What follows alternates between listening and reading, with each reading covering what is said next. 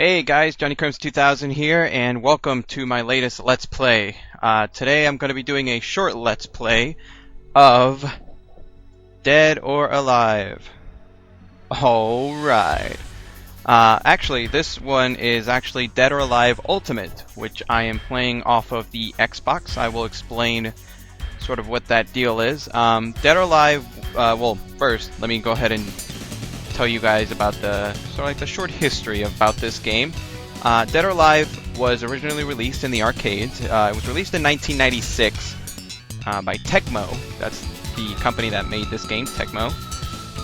It was ported over to the Sega Saturn in Japan only in 1997.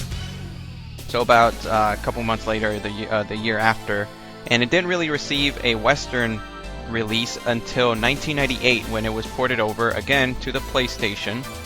And that's probably the one version that, if you're watching this right now, which I'm assuming you are from North America or even in Europe, that's probably the version that you guys played the most, or the version that you got exposed to, which is the PlayStation version, because that was the only version that was available for the Western market.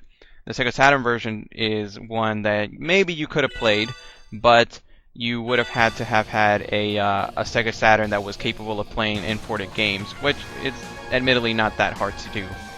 So here we are. Here is the lineup of characters. This game only had 8 characters available, 9 if you include the hidden boss at the end. And this game, there were a lot of things that made it stand out in 1996. Mind you, the thing that was going on at the time was, like the competition was games like Tekken and Virtua Fighter. This game instantly stood out for one reason and one reason only. The graphics. Well, that and the bouncing boobs all over the place, but that's gonna, that's for another time to talk about it. So here, as you guys can see, the graphics actually look pretty amazing. Now the thing with this game, this is Dead or Alive 1 Ultimate. That's how it was renamed for this release.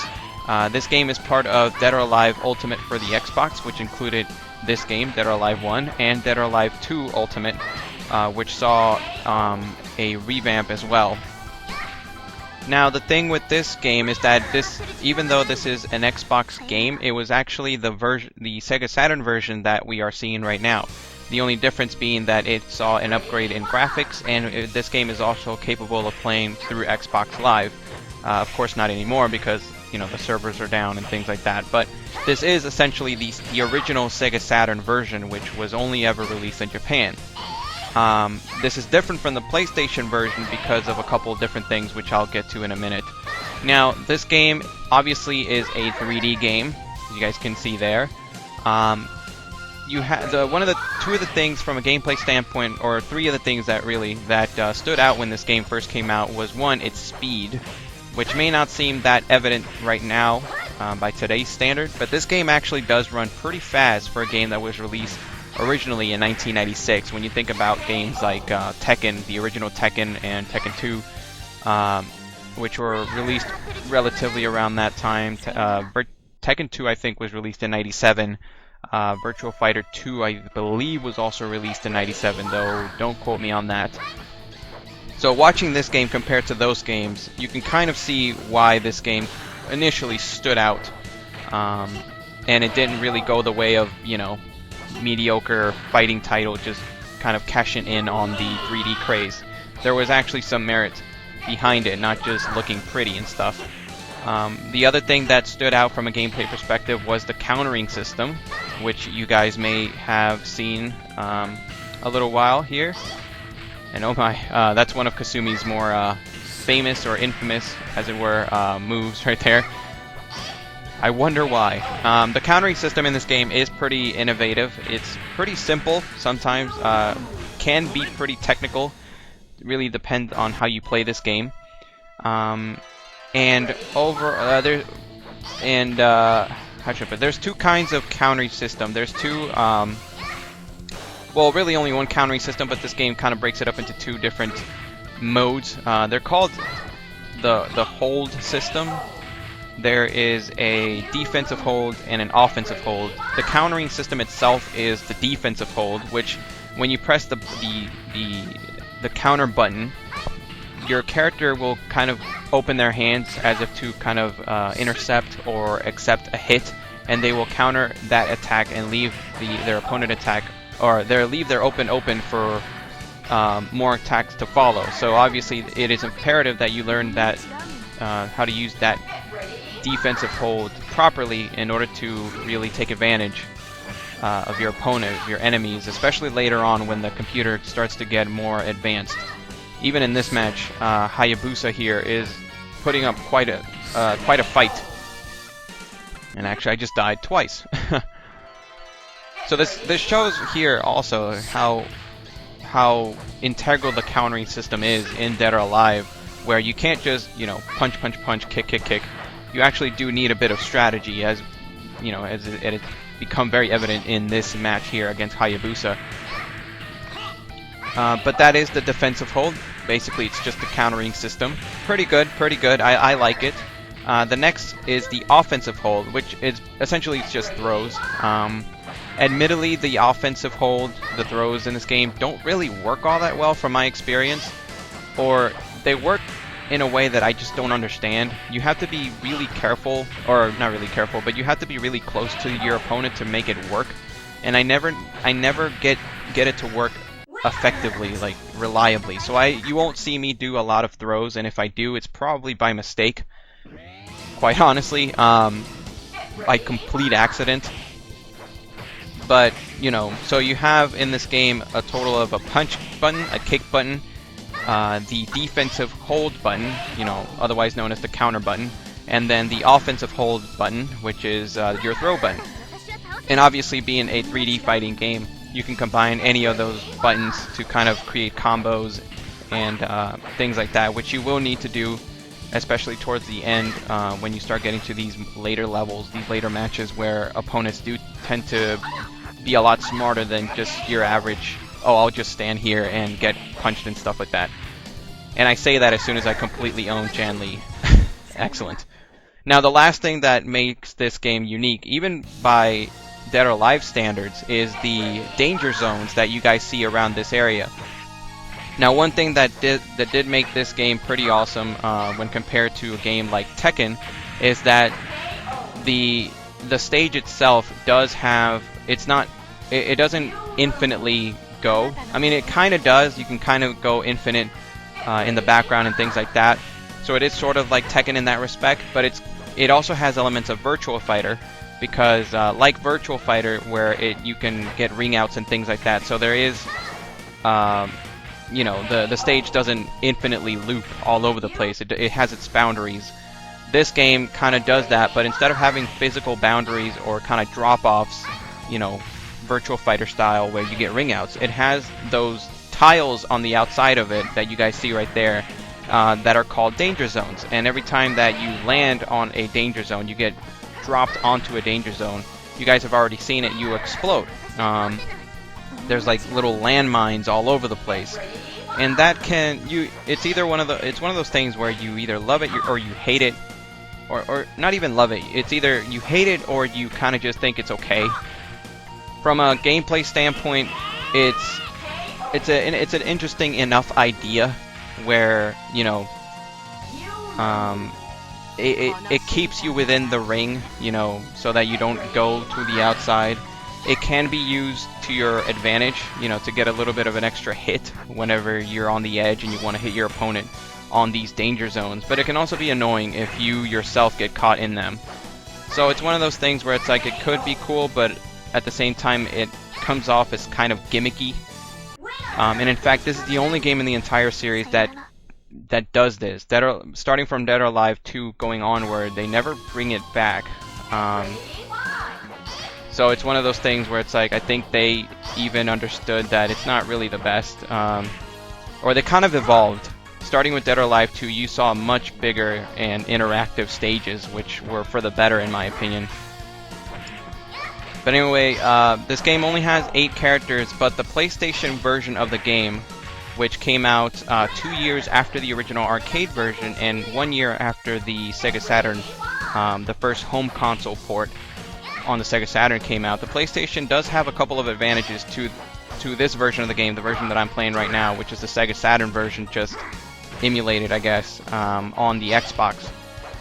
Now, some of the things that were added to the PlayStation version were remixed graphics, so they were slightly better than the Sega Saturn, which is kind of, you know, understandable, seeing as how the Sega Saturn itself didn't have the best 3D capabilities. I mean, they were great, especially with this game. It showed what you could do with on a Sega Saturn, and Dead or Alive did a great job at that. But it still wasn't up to snuff compared to the PlayStation version. So the graphics were better. The fighting engine was revamped, so a couple tweaks here and there. I believe they added stuns as well, though I could be mixing that up with another version that I'll talk to in a minute.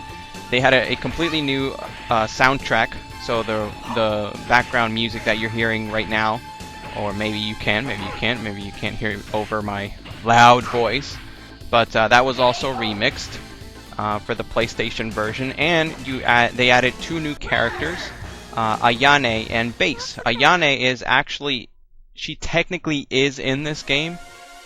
When you go to the training mode in this game, you'll actually fight Ayane, who will later be known as Kasumi's half-sister. Kasumi and later Ian/Hayate's half-sister, who is also actually the daughter of this game's boss, Raidu. Some interesting little tidbit there. And Base is like a big wrestler guy who's really awesome. I really like Base. He's basically just Hulk Hogan in fighting game form, and I actually do like using Base every now and then. He's a lot of fun. He's very over the top.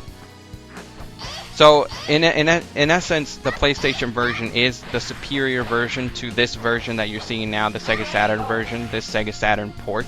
So there's still reason enough to pick up the PlayStation version, even if you have this version. And I would still recommend it. Like, you know, go ahead, get the PlayStation version. It has enough extras to kind of warrant that you get it. On top of having the Sega Saturn version, if you have it if you want to import it and play it on a import-capable Sega Saturn, or even if you have this version of the game, Dead or Alive 1 Ultimate, on the Dead or Alive Ultimate collection, like I do for the Xbox, there's still enough available in the PlayStation version to keep you over and to warrant a separate purchase. And finally, there is another version that was released of this game. It was called Dead or Alive Plus Plus, so it had two plus signs after it, and that one was only released in the arcades, and it was basically a revamped, modified Dead or Alive game. It was based somewhat on the PlayStation version, and it was just like an enhanced port, really. I mean, it was the better version when compared to the original one that was released for the arcades in '96. Dead or Alive Plus Plus, unfortunately, you cannot get it. There's no way to get it in home ports. You know, it's like an arcade exclusive version of the game. Though really, the PlayStation version is the closest thing possible. So that's why I say, if you can get the PlayStation version, it's still reason enough to get it. You know, even if you have all these other versions, the Sega Saturn version or Dead or Alive 1 Ultimate for the Xbox. And this is, as you guys can imagine, is Raido. He is a cheap bastard. You guys can look down at the bottom right of your screen to see the time. It is at 6:49. Now, I cut out I don't know how much time from this playthrough. I edited out because, my god, Raido can be such an ass, and he can be such a pain to fight. Just look at how much damage this guy does. One of his moves alone can do... Look at that. He did one shoulder tackle and it took away like a third of my health. So, Raido really suffers from, almost like SNK boss syndrome, which is essentially a term mostly used for SNK's fighting games, but, this guy suffers from it too, where he is very powerful, overly powerful in my opinion, and he's not that much fun to fight in my opinion. He's certainly a badass, and I kind of missed him in Dead or Alive 2, 3, and 4. I believe he was brought back in Dead or Alive 5. I personally haven't played that game yet, but he does make a comeback, and he actually is referenced in Dead or Alive 2's intro in Dead or Alive 2 Ultimate, which in my opinion is probably the best intro to any fighting game ever, and I have no problem saying that. And it's right up there with Tekken 5, now that I think about it. So it's not, if it's not the best, it's definitely one of the best intros to a fighting game. And look at that! That one power slam took away half my life bar. More than half, actually. So, you know, it's going to take a while. Now notice this, guys. I am constantly dying over and over again. Now, I do want you guys to pay attention to that time limit. You know, that time at the bottom right, because it's going to jump dramatically in a bit. And my God. Actually, I think this is the last one. I can't remember. I can't remember how long it actually took me to complete this whole thing. I think I actually beat him in this time around. Actually, it's not looking that good. Never mind.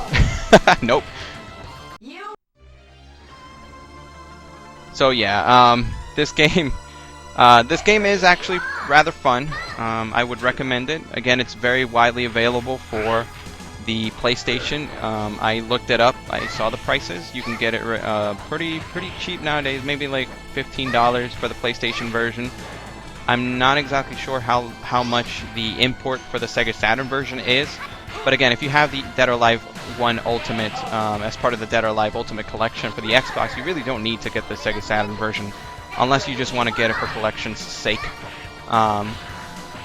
And I think I'm doing good this time. I think I'm going to do it. I think I'm going to do it. Now, one of the things that I will say about this fight against Raito, no matter who you're playing as, is that you really have to throw all kinds of different techniques and combos and things like that.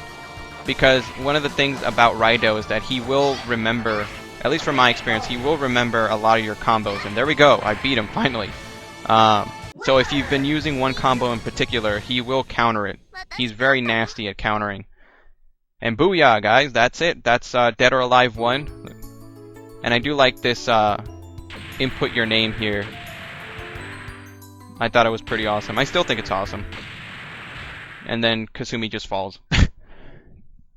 And now all that is left is this credits screen, which is actually pretty awesome. It's pretty cinematic for something that was released in 1997. 1997, because this is based on the Sega Saturn port. And that's one of the things that Dead or Alive series has always done very well, is the cinematics and the just the showmanship of it. It may not be the best in terms of gameplay, but as far as the graphics and the presentation, it's top notch. It's up there. It can compete with the best of Capcom's Street Fighter. You know, I'm gonna say it like that. In fact, I will say that Dead or Alive probably does cinematics way better than Street Fighter, because Street Fighter in Street Fighter 4, you had these like minute-long, not even a minute-long, little cutscenes, and at least in, you know, Dead or Alive aren't all that great compared to them. I mean, they're not that long. You're not gonna get like quality stuff, but they are, in my opinion, done slightly better than Street Fighter 4's. It still has nothing on Tekken though, as far as storytelling. So anyway, guys, that was it for Dead or Alive 1 Ultimate. Again, it's widely available on Xbox. The original Xbox is part of Dead or Alive Ultimate Collection. It's a great game. I'm going to be hitting up the rest of the Dead or Alive series. Dead or Alive 2, Dead or Alive 3, Dead or Alive 2 Ultimate, which is the kind of like the other game in this collection, which in my opinion is one of my favorite in the entire series. And Dead or Alive 4 and eventually Dead or Alive 5, though I still don't have it, but I will eventually get it so I can cover it. But anyway, guys, that was it for me. I will see you guys in my next video. Alright, peace out. As always, if you like this video, be sure to hit that like button and subscribe to my channel if you want to get more stuff from me. In the meantime, if you like my videos, be sure to find me on Twitter, Tumblr, Raptr, and Screwattack.com to see the other gaming related content that I upload. Info is in the description. Who knows? Maybe you'll like my stuff. Maybe. Maybe.